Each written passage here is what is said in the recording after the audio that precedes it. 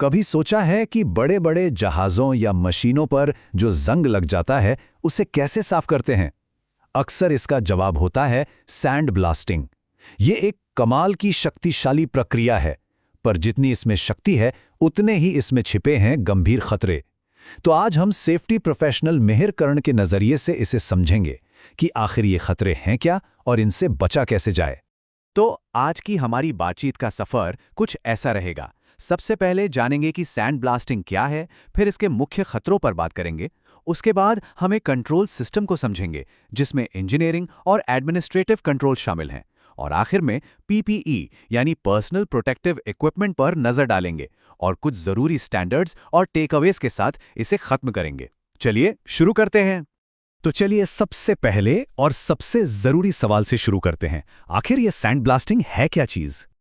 अच्छा, इसे ऐसे समझिए जैसे कोई बहुत ही ज्यादा पावरफुल स्प्रे गन हो, लेकिन उसमें पानी की जगह रेत या वैसे ही छोटे छोटे नुकीले कण हों जिन्हें बहुत तेज स्पीड से किसी सतह पर फेंका जा रहा हो। बस यही है सैंड ब्लास्टिंग। इसका काम है सतहों को एकदम साफ कर देना, जंग हटाना या फिर पेंटिंग के लिए उन्हें तैयार करना। तो ये काम तो बहुत अच्छे से करती है, लेकिन जैसा मैंने कहा, ये जितनी असरदार है उतनी ही खतरनाक भी हो सकती है। तो अब बात करते हैं इसके पीछे छिपे हुए खतरों की। तो सवाल उठता है कि आखिर ऐसा क्या है इसमें जो इसे इतना खतरनाक बना देता है? इसका जवाब है एक अदृश्य दुश्मन। हवा में उड़ते वो छोटे छोटे कण जिन्हें हम देख भी नहीं सकते, और वो कान फाड़ देने वाला शोर। यही चीजें इसे चलाने वालों और हमारे पर्यावरण दोनों के लिए बहुत बड़ा खतरा बना देती हैं।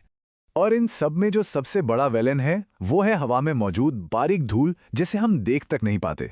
इस धूल में अक्सर होता है क्रिस्टलेस सिलिका। अब ये सिलिका क्या है? सोचिए, कांच के बिल्कुल छोटे छोटे नुकीले टुकड़े, और जब ये सांस के जरिए फेफड़ों में जाते हैं तो उन्हें हमेशा के लिए डैमेज कर सकते हैं।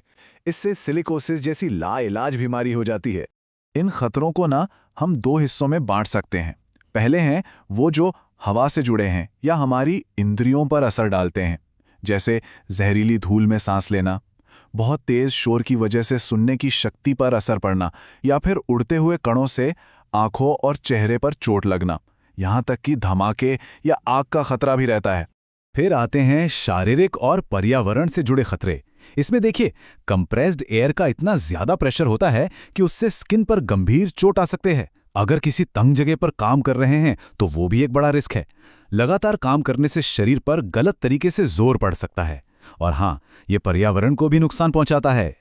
ठीक है, तो अब तक हमने खतरों की बात कर ली। उन्हें पहचानना पहला कदम है, पर अब बात करते हैं समाधान की। चलिए देखते हैं कि इन सारे जोखिमों को कंट्रोल करने के लिए एक सिस्टमैटिक तरीका क्या होता है। एक बात समझना बहुत जरूरी है, सेफ्टी का मतलब सिर्फ एक हेलमेट पहन लेना नहीं होता। ये एक मल्टी लेयर डिफेंस सिस्टम की तरह है। मतलब अगर एक लेयर फेल हो जाए तो दूसरी लेयर बचाने के लिए तैयार रहती है। और इस सिस्टम में रक्षा की जो पहली दो लाइनें हैं जो सबसे जरूरी हैं, वो हैं इंजीनियरिंग और एडमिनिस्ट्रेटिव कंट्रोल्स। चलिए समझते हैं कि ये होते क्या हैं। देखिए, दोनों में एक बहुत बड़ा फर्क है। इंजीनियरिंग कंट्रोल्स का मतलब है कि हम माहौल को ही बदल दें ताकि खतरा जड़ से ही खत्म हो जाए, जैसे एक बढ़िया वेंटिलेशन सिस्टम लगा दिया। वहीं एडमिनिस्ट्रेटिव कंट्रोल्स का मतलब है कि हम लोगों के काम करने के तरीके को बदलें, जैसे ये तय कर दें कि कौन कितनी देर तक उस खतरनाक जगह पर काम करेगा। अब कुछ असल उदाहरण देखते हैं। इंजीनियरिंग कंट्रोल्स में क्या आता है?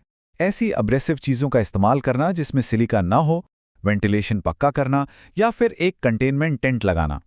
होस पर सेफ्टी वेब चेक लगाना भी इसी में आता है।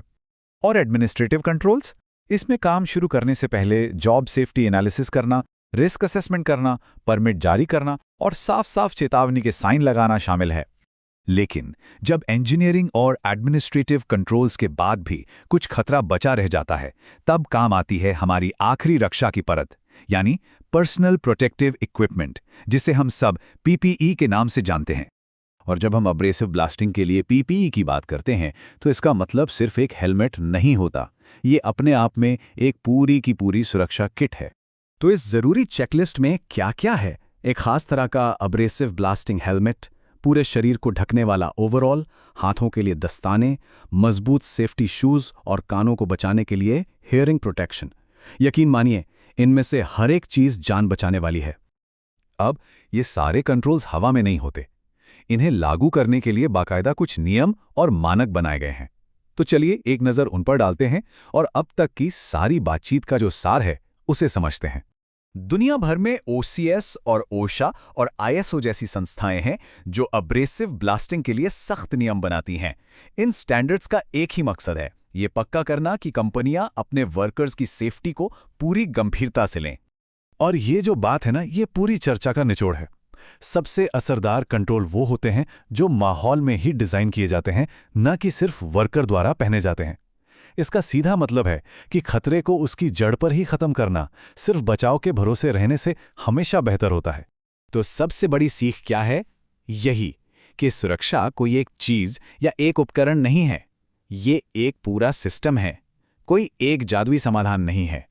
असली सेफ्टी तब होती है जब इंजीनियरिंग, काम करने के तरीके और पर्सनल इक्विपमेंट, ये सारी परतें मिलकर एक साथ काम करती हैं।